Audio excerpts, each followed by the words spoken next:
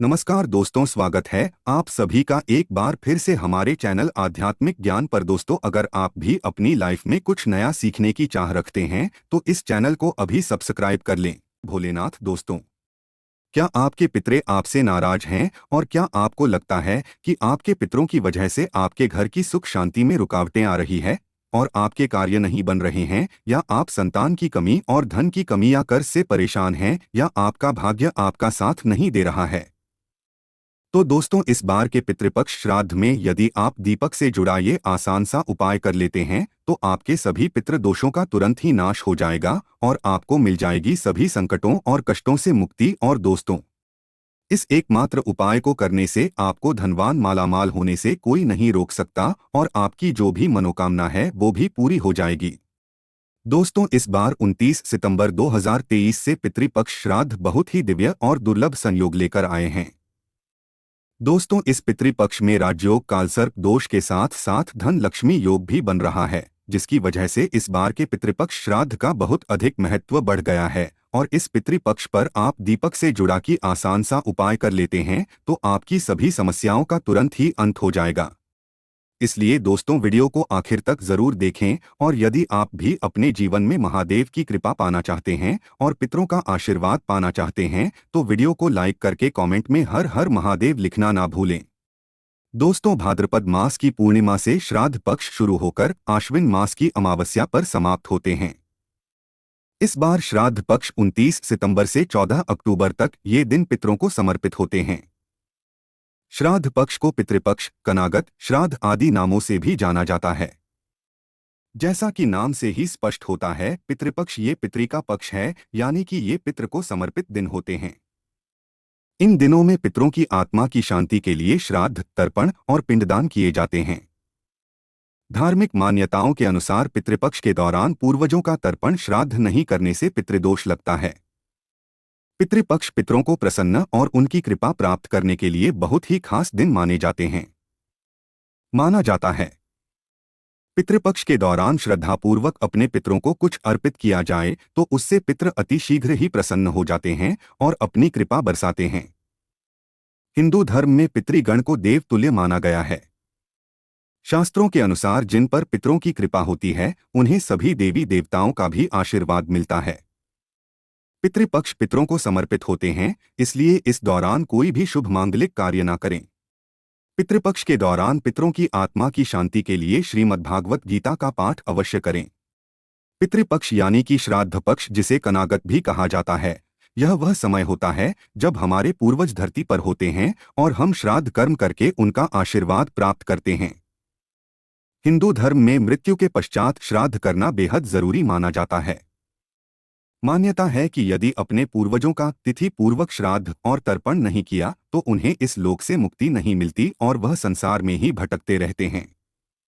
ब्रह्मा वैवर्त पुराण के अनुसार देवताओं को प्रसन्न करने से पहले मनुष्य को अपने पितरों यानी कि पूर्वजों को प्रसन्न करना चाहिए। पितृदोष सबसे जटिल कुंडली दोषों में से एक है। पितरों की शांति के लिए हर वर्ष भाद्रपद मास के शुक्ल पूर्णिमा से अश्विन मास की अमावस्या तक पितृपक्ष श्राद्ध होते हैं। इस दौरान कुछ समय के लिए यमराज पितरों को आजाद कर देते हैं ताकि वे अपने परिजनों से श्राद्ध ग्रहण कर सकें। माना जाता है कि जिस घर के पितर अपने परिवार के लोगों से खुश रहते हैं उस घर के लोगों को देवी देवताओं का भी आशीर्वाद प्राप्त होता है। शास्त्रों के अनुसार जिन लोगों के पितरी उनसे प्रसन्न नहीं होते हैं उन्हें पितृदोष का श्राप मिलता है। माना जाता है कि जिस घर में पितृदोष का श्राप लगता है उस घर के सदस्य कभी भी सुखी नहीं रहते और ना ही वे जीवन में सफलता प्राप्त कर पाते हैं। दोस्तों, आज की इस वीडियो में हम आपको पितृपक्ष में किया जाने वाला एक बहुत ही आसान और असरकारक उपाय बताने जा रहे हैं। इस उपाय करने से भगवान विष्णु और लक्ष्मी जी की असीम कृपा प्राप्त होती है, बिगड़े कार्य बनने लगते हैं, साथ ही पितरों का भी आशीर्वाद मिलता है। पितरों के आशीर्वाद से घर में सुख समृद्धि चली आती है, खुशहाली और शांति बनी रहती है। इसके साथ ही परिवार के सभी सदस्यों को हर क्षेत्र में सफलता प्राप्त होती है और जीवन के सभी कष्टों और दुखों से मुक्ति मिलती है। दोस्तों, इस उपाय को सही प्रकार से करने के लिए आप हमारी इस वीडियो को एंड तक अवश्य देखें और बढ़ने से पहले आपसे रिक्वेस्ट करते हैं कि वीडियो को लाइक जरूर करिएगा। दोस्तों को शेयर कर दीजिएगा और यदि आपने अभी तक चैनल को सब्सक्राइब नहीं किया है तो चैनल को सब्सक्राइब करके बेल आइकन जरूर दबाइएगा। दोस्तों वैसे तो ये उपाय पितृपक्ष में रोजाना करने चाहिए क्योंकि ये 16 दिन पितरों को समर्पित होते हैं, किंतु यदि रोज ना कर पाए तो पितृपक्ष की पूर्णिमा, पितृपक्ष की अमावस्या और पितृपक्ष की एकादशी के साथ ही आपके पितरों की जो मृत्यु तिथि है उस दिन इस उपाय को अवश्य ही करें और पितृपक्ष के अमावस्या पर भी अवश्य करें। यह उपाय आपको संध्याकाल या रात्रि के समय करना है। इस उपाय को सुबह या दोपहर के समय ना करें। उपाय को करने के लिए आप अच्छे से मुंह हाथ पैर धोकर साफ हो जाएं और स्वच्छ वस्त्र धारण करें। इसके पश्चात एक दिया तैयार करें। दिए में एक रुई की बाती लगाएं और शुद्ध घी भरें और शुद्ध घी ना हो तो इस दिए में आप सरसों का तेल भरें और इस दिए में आप थोड़े से काले तेल डाल दें। इस उपाय को करने के लिए आप मिट्टी का, पीतल का या आटे का कैसा भी दिया ले सकते हैं। यदि आप आटे का दिया ले रहे हैं तो आटा साफ होना चाहिए और आटे में नमक नहीं भी होना चाहिए। दिया बनाने के पश्चात अब आप अपने घर के दक्षिण कोने को साफ करें। यदि आपके घर के दक्षिण कोने में स्टोर रूम है या बाथरूम वगैरह बना है या खाली स्थान नहीं है तो आप अपने रसोई घर के सबसे दक्षिण कोने को साफ करें। यदि रसोई घर में भी ऐसा साफ स्थान नहीं है तो आप अपने किसी भी कमरे के दक्षिण कोने को साफ करके वहां पर इस दिए को रखें। यदि किसी कमरे में भी ऐसी जगह नहीं है तो आप मंदिर के पास साफ स्थान पर इस दिए को आपको ऐसे रखना है कि दिए की जो बात आती है यानी जो लोग है वो दक्षिण दिशा की तरफ होनी चाहिए। यानी कि दिया का मुख आपको दक्षिणी दिशा की तरफ करना है और ये भी ध्यान रखें कि दिए को सीधे जमीन पर ना रखें। दिए के नीचे कोई कपड़ा बिछा दें या कोई कटोरी प्लेट रख दें हैं या फिर थोड़े से साबुत चावल रख दें। सीधे जमीन पर दिया ना रखें। सीधे जमीन पर रखा हुआ दिया अपूर्ण माना जाता है। दिया जलाने के पश्चात सबसे पहले आप भगवान श्री गणेश को प्रणाम करें, फिर भगवान विष्णु और मां लक्ष्मी जी को प्रणाम करें। इसके पश्चात पितृदेव को प्रणाम करें। भगवान से अपने पितरों की आत्मा की शांति की प्रार्थना करें। इसके पश्चात पितरों से मुक्ति की प्रार्थना करें। इसके पश्चात आप भगवान विष्णु जी के महामंत्र ओम नमो भगवते वासुदेवाय का 11 बार जाप करें। मंत्र का जाप करने के पश्चात अब आप पितृदेव के इस मंत्र का 108 बार जाप करें। मंत्र इस प्रकार है, एयुएम पितृदेव। इस मंत्र का आपको 108 बार जाप करना है। आप किसी भी माला पर जिस पर आप मंत्र का जाप करते हैं उस पर भी इस मंत्र का जाप कर सकते हैं या फिर उंगलियों पर गिनकर या माचिस की तीली पर या मिश्री के दाने पर गिनकर भी आप इस मंत्र का जाप कर सकते हैं। दोस्तों ध्यान रखें, इस मंत्र का जाप आपको दक्षिण दिशा की तरफ मुंह करके करना है। शास्त्रों में बताया गया है कि पितृ लोग दक्षिण दिशा में हैं। दक्षिण दिशा पितरों की दिशा होती, इस दिशा में पितरों का वास होता है। श्राद्ध पक्ष में दक्षिण दिशा में इस प्रकार दिया जलाने से और मंत्र का जाप करने से पितृदेव की असीम कृपा प्राप्त होती है और पितृदोष पितृ आशीर्वाद में बदल जाता है। मंत्र का जाप करने के पश्चात आप अपने पितरों को, अपने पूर्वजों को प्रणाम करें और सभी कष्ट दोहक दरिद्रता को दूर करने की प्रार्थना करें। दोस्तों इस उपाय को करते समय कुछ बातों का विशेष ध्यान रखें। इस उपाय को करते समय स्वच्छता और पवित्रता का विशेष ध्यान, महिलाएं पीरियड्स के दौरान इस उपाय को ना करें। इस उपाय को जरूरी नहीं है कि परिवार का एक सदस्य ही रोजाना करें। इससे परिवार में कोई भी कर सकता है और यह भी जरूरी नहीं है कि घर के पुरुष या लड़के ही इस उपाय को करें। इस उपाय को घर की बेटियों, बहुओं ये भी कर सकती है। इसके साथ साथ इस बात का विशेष ध्यान रखें कि पितृपक्ष में आप किसी भी प्रकार की तामसिक चीजों का सेवन ना करें। पितृपक्ष में प्याज, लहसुन, अंडा, तंबाकू, सिगरेट, शराब आदि चीजों का भूलकर भी सेवन करें और यह दिया आप अपने घर पर ही जलाएं और यदि आप किसी और के घर गए हुए हैं तो किसी और के घर में आप इस दिए को अपने पितरों के नाम से ना जलाएं। यह उपाय आपको अपने घर पर ही करना है। पितृपक्ष के दौरान कोई भी शुभ कार्य नहीं करना चाहिए। इस दौरान कोई वाहन या नया सामान ना खरीदे। रोजाना की जरूरत के अलावा कोई भी नया सामान पितृपक्ष में नहीं खरीदना चाहिए। पितृपक्ष के दौरान नाखून नहीं काटने चाहिए, बाल नहीं काटने चाहिए, दाढ़ी मूंछ भी नहीं बनानी चाहिए। पितृपक्ष में ब्राह्मण गायों, कुत्तों, चींटियों, बिल्ली आदि को भोजन अवश्य ही कराना चाहिए। पितृपक्ष के दौरान कोई भी सौंदर्य प्रसाधन की चीज लगाने से बचें। पितृपक्ष के दौरान लड़ाई झगड़े ना करें, प्रेम से रहे, किसी की भी निंदा ना करे, लड़ाई झगड़े ना करे। पितृपक्ष के दौरान इन सभी बातों का विशेष ध्यान रखिए। दोस्तों, यदि आपने दिया चावलों पर रखकर जलाया है तो अगले दिन सुबह उठकर आप उन चावलों को पक्षियों को डाल दें। यदि आपने आटे के दिए का प्रयोग किया है तो उस दिए को भी आप पक्षियों को ढाल दें। यदि आपने मिट्टी पीतल के दिए का प्रयोग किया है तो आप उस दिए को दोबारा प्रयोग कर सकते हैं। तो दोस्तों, आइए अब आपको बताते हैं पितृपक्ष के दौरान कौन सी चीजें आपको भूलकर भी नहीं खरीदनी चाहिए। लोहे का सामान। पितृपक्ष के दौरान लोहे का सामान नहीं खरीदा जाना चाहिए। यदि खरीदा जाता है तो इससे पितृ नाराज हो जाते हैं। साथ ही घर की नकारात्मकता बढ़ जाती है। घर की सुख शांति भी खत्म हो जाती है। ये जीवन में दुख का कारण बनता है। गृह प्रवेश, भूमि पूजन। इसके अलावा पितृपक्ष के दौरान भूमि पूजन और नए घर में प्रवेश नहीं किया जाना चाहिए। यदि ऐसा किया जाता है तो उस घर में भूत प्रेत का वास होने लगता है। साथ ही घर का व्यक्ति काफी खुश नहीं रहता है और उसे जीवन में परेशानियां झेलनी पड़ती है। वहीं घर के व्यक्ति अक्सर बीमार भी रहने लगते हैं क्योंकि ऐसा करने से पितृ नाराज हो जाते हैं।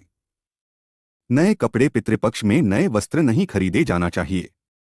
हालांकि श्राद्ध पक्ष के दौरान नए वस्त्रों का दान जरूर जाता है, किंतु पुराने वस्त्र का नहीं और ना ही नए वस्त्र खरीदे जाते हैं। यदि ऐसा किया जाता है तो उस पत्र नाराज हो जाते हैं और उसका शुभ प्रभाव जीवन पर देखने को मिलता है। मांस, मदिरा। पितृपक्ष या याद पक्ष के दौरान मांस मदिरा नहीं खरीदी जानी चाहिए, ना ही इसका सेवन करना चाहिए। यदि मांस मदिरा का सेवन किया जाता है और उन चीजों को खरीदा जाता है तो इससे पितर नाराज हो जाते हैं और जीवन पर काफी ज्यादा प्रभाव देखने को मिलता है। इतना ही नहीं, वंश पर इसका सबसे ज्यादा पड़ता है। घर में कलह भी बढ़ जाता है। आइए अब आपको बताते हैं श्राद्ध विधि और श्राद्ध का भोजन। पौराणिक ग्रंथों के अनुसार श्राद्ध करने की भी विधि होती है। यदि पूरे विधि विधान से श्राद्ध कर्म ना किया जाए, वो मान्यता है कि वह श्राद्ध कर्म निष्फल होता है और पूर्वजों की आत्मा अतृप्त ही रहती है। शास्त्र संबंध मान्यता यही है कि किसी सुयोग्य विद्वान ब्राह्मण के जरिए ही श्राद्ध कर्म करवाना चाहिए। श्राद्ध कर्म में पूरी श्रद्धा से ब्राह्मणों को दान दिया ही जाता है। साथ ही यदि किसी गरीब जरूरतमंद की सहायता भी आप कर सके तो बहुत पुण्य मिलता है। इसके साथ साथ गाय, कुत्ते, कौवे आदि पशु पक्षियों के लिए भी भोजन का एक अंश जरूर डालना चाहिए। इन्हें भोजन डालते समय अपने पितरों का स्मरण करना चाहिए। मन ही मन उनसे श्राद्ध ग्रहण करने का निवेदन करना चाहिए। यदि संभव हो तो गंगा नदी के किनारे पर श्राद्ध कर्म करवाना चाहिए, नहीं तो घर पर भी इसे जा सकता है। जिस दिन श्राद्ध हो उस दिन ब्राह्मणों को भोज करवाना चाहिए। भोजन के पश्चात दान दक्षिणा देकर भी उन्हें संतुष्ट करें। श्राद्ध पूजा दोपहर के समय शुरू करनी चाहिए। योग्य ब्राह्मण की सहायता से मंत्र उच्चारण करें और पूजा के पश्चात जल से तर्पण करें। श्राद्ध करने के लिए किसी ब्राह्मण को आमंत्रित करें। सोचकर आए और अपनी सामर्थ्य के अनुसार दक्षिणा भी दें।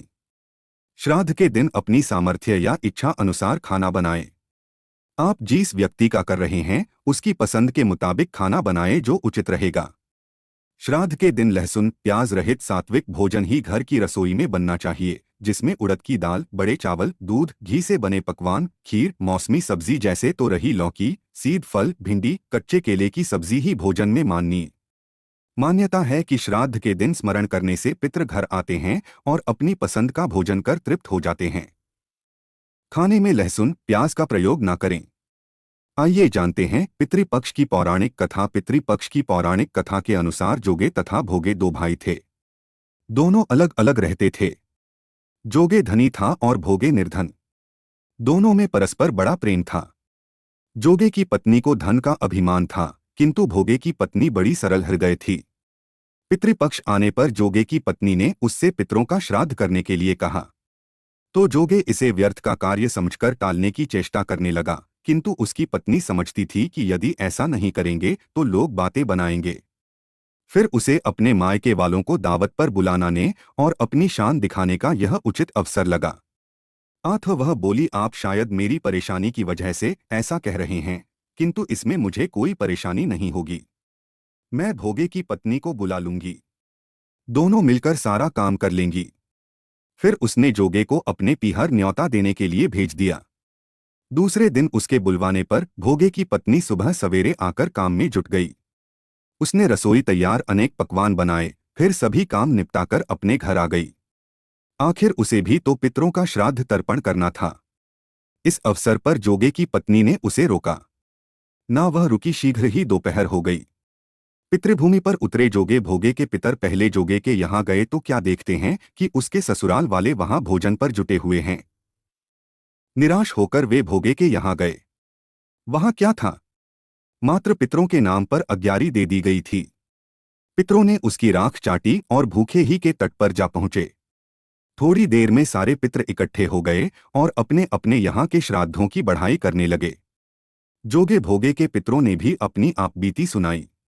फिर वे सोचने लगे, यदि भोगे समर्थ होता तो शायद उन्हें भूखा न रहना पड़ता, मगर भोगे के घर में तो 2 जून की रोटी भी खाने को नहीं थी। यही सब सोचकर उन्हें भोगे पर दया आ गई। अचानक वे नाच नाच कर गाने लगे, भोगे के घर धन हो जाए, भोगे के घर धन हो जाए। सांझ होने को हुई। भोगे के बच्चों को कुछ भी खा नहीं मिला था। उन्होंने माँ से कहा भूख लगी है, तब उन्हें टालने की गरज से भोगे की पत्नी ने कहा, जाओ, आंगन में हौदी औंधी रखी है, उसे जाकर खोल लो और जो कुछ मिले बांटकर खा लेना। बच्चे वहां पहुंचे तो क्या देखते हैं कि हौदी मोहरों से भरी पड़ी हैं। वे दौड़े दौड़े माँ के पास पहुंचे और उसे सारी बातें बताईं। आंगन में आकर भोगे की पत्नी ने यह सब कुछ देखा तो वह भी हैरान रह गई। इस प्रकार भोगे भी धनी हो गया, मगर धन पाकर वह घमंड दूसरे साल का पितृपक्ष आया।